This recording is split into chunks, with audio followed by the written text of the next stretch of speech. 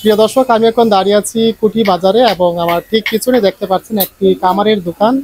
কামারের দোকানে আমি দাঁড়িয়ে আছি। তাদের এই পেশাটি আজ থেকে 200 বছর আগে কিন্তু এই পেশাটি তাদের পূর্বপুরুষ থেকে এসেছে। কিন্তু এক সময় কিন্তু তাদের এই দোকানে কিন্তু অনেক ভিড় থাকতো, অর্থাৎ তাদের কুরবানি ঈদও কিন্তু তাদের দোকানে অনেক ভিড় থাকতো।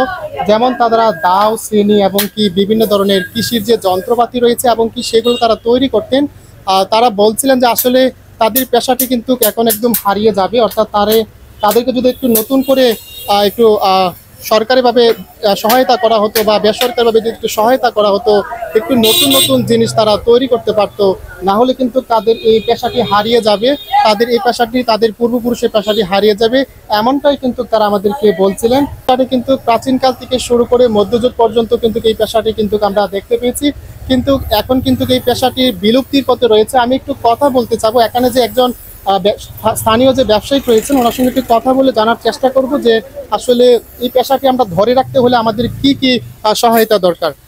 সহায়তা দরকার বলতে আমাদের এখন যে চায়না যে মাল বেরিয়েছে তার জন্য আমাদের মেশিনপত্র খুব কম। তো মেশিনপত্র যদি কিছু আপডেট কিছু মেশিনপত্র আসলে আমাদের কাজে আরও ভালো হতো, আরও উন্নত মানের মাল তৈরি করতে পারতাম। কিন্তু এখন লোক সংকট, তার জন্য আমাদের মালও কিছু তৈরি করতে পারি না, মেশিনও পাওয়া করতেছে না। এবং আমাদেরও মানে ভালো প্রশিক্ষণ হলে আমাদের কাজের ক্রমে আরও সবচেয়ে ভালো হতো। সবচেয়ে বড় কথা হলো আমাদের মেশিনপত্র দরকার। মেশিনপত্র হইলে আমাদের কাজে আরও খুব উন্নত মান বাড়বে, অনেক ধরনের আইটেম আমরা তৈরি করতে পারবো। কাল কেমন যাচ্ছে? খুব খারাপ করতেছেন?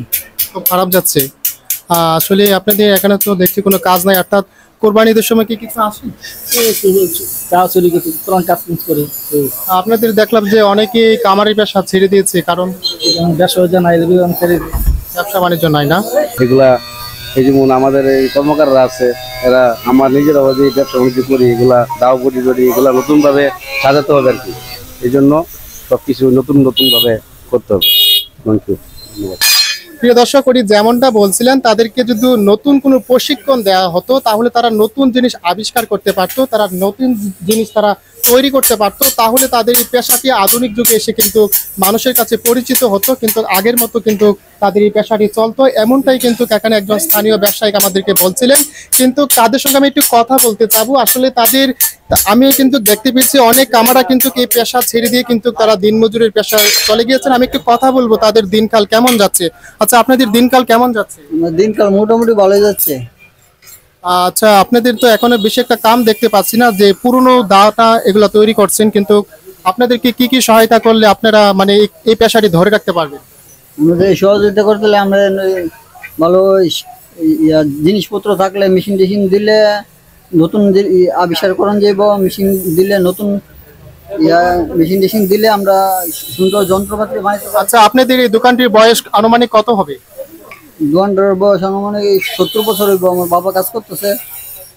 আচ্ছা, প্রিয় দর্শক, আপনারা শুনতেই পারছেন ওনার যে দোকানটি রয়েছে প্রায় 70 বছর যাবত উনির বাবা এখানে কাজ করতেছেন। উনি কিন্তু একানই রয়েছেন, অর্থাৎ ওনার ছেলে কিন্তু এখন কাজ করতেছেন, এমনটাই বলছিলেন। কিন্তু তাদের এই পেশাটি বিলুপ্তি হয়ে যাবে। এই পেশাটি যদি আমরা একটু টিকিয়ে রাখতে চাই, তারা একই কথা বলছেন, তারা বারবার একই কথা বলছেন, যদি একটু সরকারিভাবে সহায়তা করতে, একটু বেসরকারিভাবে যদি সহায়তা করা হতো তাহলে তাদের এই পেশাটি কিন্তু ধরে রাখতে পারবো, না হলে এই পেশাটি কিন্তু যে কোনো সময় বিলুপ্ত হয়ে যেতে পারে। প্রিয় দর্শক, আমি কুটি বাজার থেকে হানিফ চৌধুরী, কসবা, ব্রাহ্মণবাড়িয়া। ধন্যবাদ।